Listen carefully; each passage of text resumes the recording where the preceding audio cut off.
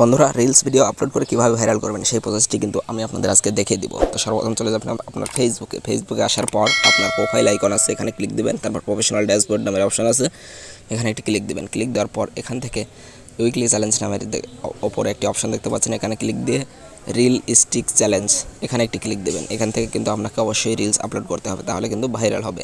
তো এখানে ক্লিক দেওয়ার পর দেখতে পাচ্ছেন অ্যালো অ্যাক্সেস, এখান থেকে আপনি যে কোনো একটি ভিডিও সিলেক্ট করতে পারেন। তো আমি একটি ভিডিও সিলেক্ট করে দিয়েছি, দেখতে পাচ্ছেন একটি ভিডিও কিন্তু সিলেক্ট হয়ে গিয়েছে। এখন এখান থেকে আপনি একটু ফিল্টার চেঞ্জ করতে পারেন। তো একটি ভালো ফিল্টার লাগাতে পারেন, যেহেতু আপনার ফোন যদি ভালো হয় তাহলে ফিল্টার লাগানোর দরকার নেই। আমার ফোন যেহেতু একটু খারাপ, সেহেতু আমি একটি ফিল্টার লাগিয়ে দিলাম, অ্যাপেলের একটি ফিল্টার দেখতেই পাচ্ছেন। ফিল্টার লাগানোর পরে এখান থেকে ডান নামের যে অপশন আছে, এখানে একটি ক্লিক দিয়ে দেবেন। তো ডানে ক্লিক দেওয়ার পর দেখতে পাচ্ছেন ভিডিও কিন্তু হয়ে গিয়েছে। এখন এখান থেকে আপনাকে কিছু অবশ্যই টাইপ করতে হবে।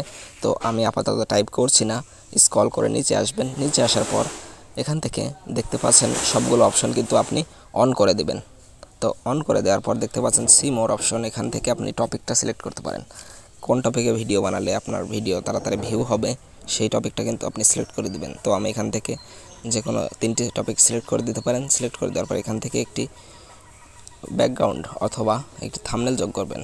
এখান থেকে ভিডিওর মধ্যে পেলে সমস্যা নেই, আর আপনার গ্যালারি থেকে চাইলে এডিটে ক্লিক দিয়ে গ্যালারি থেকে একটি থাম্বনেল যোগ করতে পারেন। তো আমি একটি থাম্বনেল যোগ করে দিলাম, তারপর সেভে ক্লিক দিয়ে সেভ করে দেবেন। তো সেভ করে দেওয়া শেষ হয়ে গেলে এখান থেকে আপনার দেখতে পাবেন স্টোরি অপশন অন আছে কিনা।